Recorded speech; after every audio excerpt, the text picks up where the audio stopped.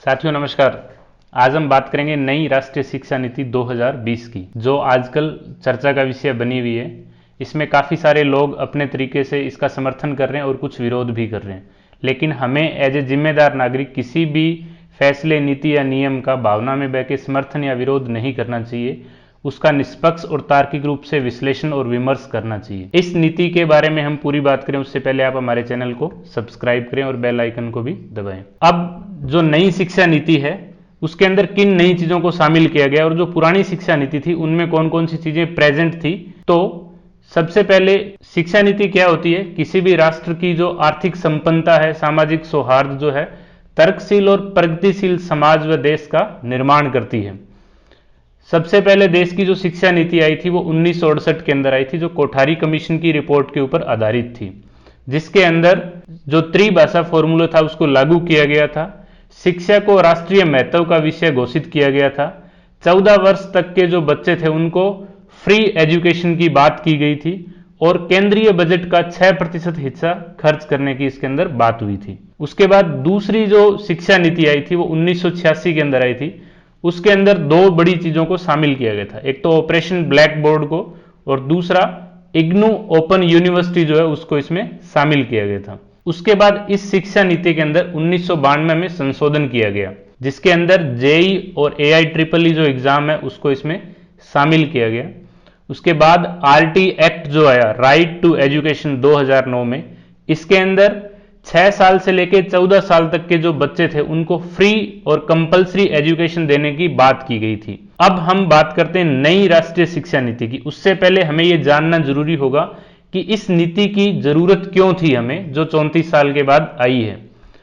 वर्तमान जो शिक्षा का स्तर है या जो शिक्षा नीति जिस नियम पे काम कर रही है उसके अंदर जो रट्टा पद्धति है वो बहुत ज्यादा हावी हो रही है। इसके अंदर जो देखा देखी का चलन है वो भी बहुत ज्यादा प्रचलित है। इस वजह से इसके अंदर जो जॉब क्रिएशन है, आर्थिक संपन्नता जो है, जो रिसर्च पैटर्न है वो इसके अंदर बहुत कमजोर है, या आर्टिफिशियल जो इंटेलिजेंस की हम बात करें उसकी इसमें बहुत कम जगह है। वर्तमान जो शिक्षा पैटर्न है उसके ऊपर जो प्रथम NGO है उसने एक रिसर्च की थी, सर्वे किया था। इसके अंदर जो 5वीं क्लास के पास हुए बच्चे हैं उनको ठीक से किताब पढ़नी नहीं आती, या उनको जो गणित है उसके अंदर जोड़ घटाव करना भी सही से नहीं आता। इसका मतलब यह है कि जो बच्चे स्कूल में जा रहे हैं उनका शिक्षा का स्तर या क्वालिटी ऑफ एजुकेशन बहुत कमजोर है।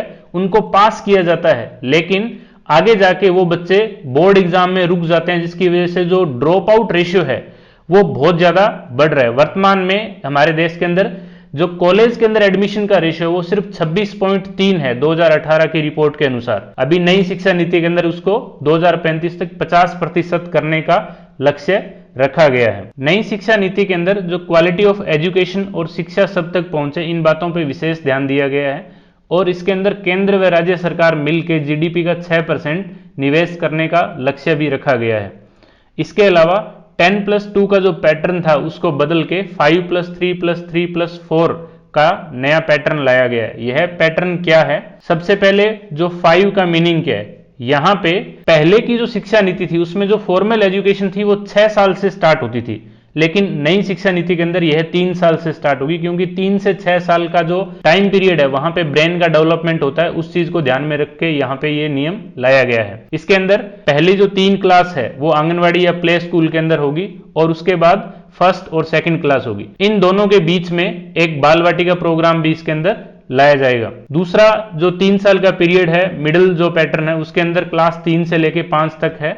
उसके बाद एक्सपेरिमेंटल जो स्टेज या क्लास है वो क्लास 6 से लेके 8 तक है, और जो लास्ट वाला 4 है उसका मीनिंग है क्लास 9 से लेके 12 तक। नई शिक्षा नीति में पाठ्यक्रम व मूल्यांकन संबंधित क्या सुधार किया गया है कि हम बात करते हैं। तो जो पहले 5 साल है वहां पे स्टोरी, पजल, इस टाइप का पैटर्न लाया जाएगा, जिससे बच्चा ज्यादा से ज्यादा सीख के उसका ब्रेन का डेवलपमेंट हो। उसके बाद जो क्लास 6 है वहां से इंटर्नशिप प्रोग्राम, जो व्यावसायिक एजुकेशन है वो स्टार्ट की जाएगी, और उसका जो बस्ता है, किताबों का जो वजन है वो कम किया जाएगा, और बच्चा एक्सपेरिमेंटल स्टेज में साइंटिफिक टेम्परामेंट है उसके द्वारा सीख के। और इसके बाद जो क्लास 9 से लेकर 12 तक है इसके अंदर सेमेस्टर पैटर्न होगा। पहले क्या होता था, साल में एक बार एग्जाम होता था, वार्षिक परीक्षा या फाइनल एग्जाम जो था, उसके अंदर आपके जितने नंबर आएंगे उसके आधार पे आपका मूल्यांकन किया जाएगा। लेकिन अभी इसको बदला गया है, इसमें साल में 2 बार एग्जाम होगा। सेमेस्टर पैटर्न जो है, इसके अंदर किसी कारणवश अगर आप फाइनल एग्जाम में अच्छा परफॉर्म नहीं कर पाते हो तो आपका जो मार्क्स है वो इक्वली काउंट होगा उसके अंदर। और अभी जो नंबरों के आधार पे मूल्यांकन हो रहा है, उसको ओवरऑल जो लर्निंग है उस आधार पे इसका मूल्यांकन किया जाएगा। इसके लिए जो परख नाम की बॉडी है उसका स्थापना की जाएगी, जिसके अंदर जो बच्चा खुद है, उसका जो पीयर ग्रुप है, उसके जो क्लासमेट है, उसके पेरेंट्स है और उसके जो टीचर है, वो ओवरऑल उसका असेसमेंट करेंगे बच्चे ने कितनी न्यू लर्निंग ली इसके अंदर, बजाय कि कितने उसके मार्क्स आए। इस बेस पे उसको 360 डिग्री डायमेंशनल लर्निंग पैटर्न बोला गया है। इसके साथ साथ जो आर्टिफिशियल इंटेलिजेंसी है उसको बढ़ावा देने का भी इस नीति के अंदर जोर दिया गया है। इस नीति का जो सबसे ज्यादा विरोध है वो भाषा संबंधित जो सेगमेंट है उससे हो रहा है। कुछ लोग कह रहे हैं कि इसमें अंग्रेजी को खत्म किया गया है, या जो स्थानीय भाषाएं हैं उसके अंदर ही पढ़ाया जाएगा, या जो राष्ट्रीय भाषा है उसको सभी राज्यों में पढ़ाया जाएगा। ऐसा इसके अंदर कुछ भी नहीं है। इसके अंदर 3 बातें बोली गई है कि जो प्रारंभिक शिक्षा है, मतलब जो पहला 5 और 3 का सेगमेंट है, मतलब 5वीं क्लास तक बच्चे को स्थानीय भाषा या मातृभाषा या जो रीजनल लैंग्वेज है जिसके अंदर बच्चा सबसे ज्यादा चीजों को समझ के उसके लिए उसको पढ़ने के लिए बताया गया। उसके बाद जो क्लास 6 से लेके 8 तक भी उसको सुझाव दिया गया है, कोई भी मैंडेटरी या कंपलसरी नहीं है कि आपको उसी भाषा के अंदर पढ़ाना है। और जो अंग्रेजी विषय है उसको एक विषय के रूप में पढ़ाया जाएगा, उस माध्यम से बच्चा कम सीख पाता है। और यह काफी जरूरी भी है, क्योंकि जिस प्रकार से इंग्लिश मीडियम स्कूल आगे बढ़ रहे हैं उसमें पेरेंट्स को बिल्कुल इंग्लिश नहीं आती, बच्चों को भी प्रॉपरली नहीं आती, तो उसमें जो लर्निंग है वो आउटकम बहुत कम होता है। और जो 5वीं क्लास का बच्चा भी है वो भी अपने जो पेरेंट्स को कोई चीज जब वो पूछते हैं तो उनको यही बोलता है कि आपको इसके बारे में कुछ नहीं पता।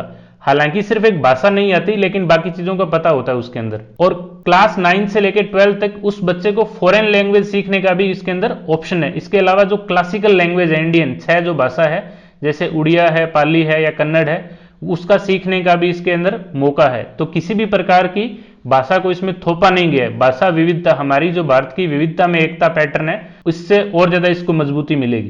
क्लास 9 से लेकर 12 तक जो सब्जेक्ट सिलेक्शन का प्रोसेस है, किस प्रकार सब्जेक्ट लिया जाएगा, इसके अंदर एक नई चीज जोड़ी गई है कि जो भी आप स्ट्रीम में हो उसके साथ आप दूसरी स्ट्रीम के सब्जेक्ट को भी पढ़ सकते हो। जैसे साइंस का स्टूडेंट है वो आर्ट का या कॉमर्स का भी विषय पढ़ सकता है, या आर्ट सेगमेंट में वो साइंस का कोई भी सब्जेक्ट पढ़ सकता है। इसके अंदर किस प्रकार से सब्जेक्ट सिलेक्शन किया जाता है इसके ऊपर हमने एक वीडियो भी बनाया है। स्कूलों का जो पाठ्यक्रम है उसको तैयार करने की जो जिम्मेदारी है वो एनसीईआरटी को दी गई है। इसके साथ साथ जो इंडियन साइन लैंग्वेज है उसको भी इसके अंदर शामिल किया गया। अब हम बात करें शिक्षण व्यवस्था संबंधित जो सुधार है, इसके अंदर सबसे पहली चीज है कि जो शिक्षकों का प्रमोशन है वो उनके प्रदर्शन के आधार पे इसमें किया जाएगा। दूसरा, 2030 तक जो मिनिमम क्वालिफिकेशन होगी पढ़ाने की, वो 4 साल का जो एकीकृत बीएड प्रोग्राम है वो होगा। और यहाँ पे शिक्षकों की ट्रेनिंग के लिए दीक्षा पोर्टल को इसके अंदर लॉन्च किया जाएगा, जिसके अंदर क्रिएटिव वे में किस प्रकार से टीचिंग करवाई जा सकती है, जिसमें मैक्सिमम बच्चे क्वेश्चन पूछे। अगर बच्चे नहीं पूछते हैं तो उनका इंटरेस्ट उस चीज के अंदर जगाया जाए, क्योंकि टीचिंग एक एक्टिव प्रोसेस है। नॉर्मली क्या होता है, वन वे या पैसिव वे में जब हम पढ़ाते हैं तो उसमें जो क्वालिटी ऑफ एजुकेशन होती है वो कम होती है, और जैसे ही वो बच्चे जॉब के लिए जाते हैं उनको प्रॉब्लम आती है। इसके साथ साथ जो सोशल वर्कर या वॉलंटियर है जो अपने फील्ड में सक्सेसफुल है, वो अपने गांव में जाके स्कूल के अंदर कोई भी क्लास लेना चाहे तो उसके लिए भी जो प्रारूप है उसको और ज्यादा सरल किया जाएगा, जिससे बच्चों को एक्सपर्ट व्यू है वो मिल सके। जिस योजना का नाम विद्यांजलि के नाम से रखा जाएगा। उच्च शिक्षा संबंधित क्या प्रावधान इसके अंदर है, इसके अंदर सबसे इंपॉर्टेंट जो चीज है वो है मल्टीपल एग्जिट और मल्टीपल एंट्री सिस्टम। मतलब कोई भी बच्चा जब 4 साल का कोर्स कर रहा है या 3 साल का कोर्स कर रहा है, तो अगर किसी कारणवश उसको बीच में 1 या 2 साल के बाद वो छोड़ना पड़ता है, तो उस वक्त तक की गई जो पढ़ाई है उसका उसे सर्टिफिकेट मिलेगा, और जो नेक्स्ट कोर्स जब भी वो करेगा उसका जो क्रेडिट है वो उसके अंदर काउंट किया जाएगा। जैसे 4 साल की कोई डिग्री है तो अगर 1 साल कंप्लीट होने पे छोड़ता है तो उसको सर्टिफिकेट दिया जाएगा, 2 साल पे एडवांस सर्टिफिकेट, 3 साल पूरे होने पे उसको डिग्री, और 4 साल पूरे होने पे डिग्री विद रिसर्च सर्टिफिकेट उसको दिया जाएगा। और जो कॉलेज तक पहुंचने का रेशियो है जो वर्तमान में 26.3 है उसको बढ़ाकर 2035 तक 50% रखने का लक्ष्य भी इसके अंदर रखा गया है। इसके साथ साथ जो 50% तक रेशियो बढ़ाया जाएगा उसके अंदर गवर्नमेंट अपनी तरफ से 3.5 करोड़ जो सीटें हैं वो भी इसके अंदर ऐड करेगी, और जो इंडिया के टॉप 100 कॉलेज है उनको विदेशों में जाके अपने इंस्टीट्यूट खोलने की भी परमिशन है, और 100 जो विदेशी कॉलेज है, मानक स्तर की जो यूनिवर्सिटी है, उनको भारत में आके अपने कॉलेज स्टैब्लिश करके एजुकेशन देने की भी इसके अंदर परमिशन है, जिससे जो क्वालिटी ऑफ एजुकेशन है उसके अंदर इंप्रूवमेंट होगा। कॉलेज के अंदर प्रभावी तरीके से ज्यादा नॉलेज कैसे लिया जाए, इसके लिए जो पीयर ग्रुप स्टडी है, मतलब 6 से 8 लोगों का ग्रुप होगा एक क्लास के अंदर, वो ग्रुप में बैठ के स्टडी करेंगे टीचर की प्रेजेंस के अंदर, जिससे कम समय में ज्यादा सिलेबस कवर किया जाए और उसके अंदर मैक्सिमम जो क्वेश्चन है, मैक्सिमम क्वेरीज है वो हो।